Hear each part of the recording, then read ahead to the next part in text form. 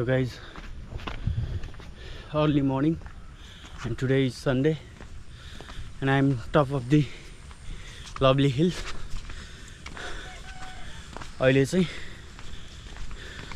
so यहाँबाट चाहिँ आज बिहान चाहिँ कस्तो मजाको भ्यू खुलेको थियो, त्यही भएर चाहिँ म अहिले यहाँ आइपुगेको थिएँ। एन्ड करेन्टली अहिले चाहिँ पोखराको भ्यू चाहिँ यस्तो देखिएको छ है। यो यता माथि हुँदै यो यता माथि चाहिँ सरङकोट पर्छ। यसरी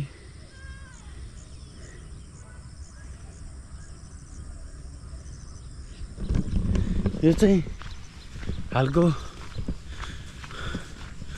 पोखराको चाहिँ भ्यू भयो भने अलि माथि गयो भने चाहिँ हामीले यहाँपट्टि चाहिँ माछापुच्छ्रेको पनि राम्रो भ्यू देख्न सकिन्छ।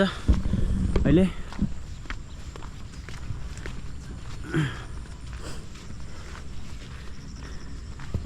स्पेशली यो हाइकिङको लागि चाहिँ एकदम बेस्ट, मर्निङ वाकहरू आउनको लागि चाहिँ एकदम बेस्ट ठाउँ रहेछ।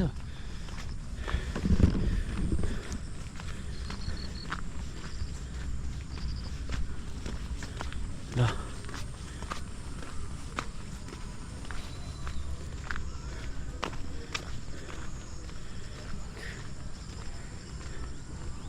त्यहाँ माथि चाहिँ हामीले माछापुच्छ्रे देख्न सकिन्छ। अहिले चाहिँ अलिकति फग र बादलले गरेर छेकेको पनि छ।